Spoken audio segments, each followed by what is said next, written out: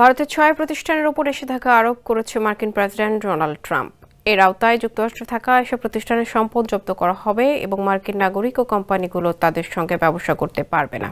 এদের অধীন যেসব সহযোগী প্রতিষ্ঠানের ৫০% বা তার বেশি মালিকানা রয়েছে তারাও নিষেধাজ্ঞার আওতায় পড়বে। ভারতীয় সংবাদ মাধ্যম এনডিটিভির এক প্রতিবেদনে বলা হয়েছে, ট্রাম্প প্রশাসনের এই পদক্ষেপের আওতায় বিশ্বজুড়ে মোট ২০টি প্রতিষ্ঠানের বিরুদ্ধে ব্যবস্থা নেওয়া হয়েছে।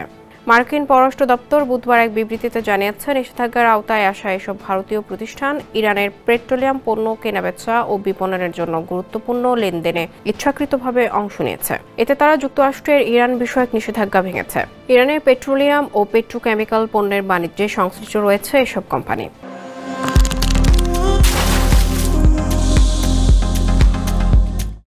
এনডিটিভি বলছে, যেসব ভারতীয় কোম্পানির উপর মার্কিন সরকার নিষেধাজ্ঞা আরোপ করেছে সেগুলো হচ্ছে Alchemical Solutions, Global Industrial Chemicals, Jupiter Dyechem, Ramniklal S Gosalia and company, Persistence Petrochem ও কাঞ্চন পলিমার্স।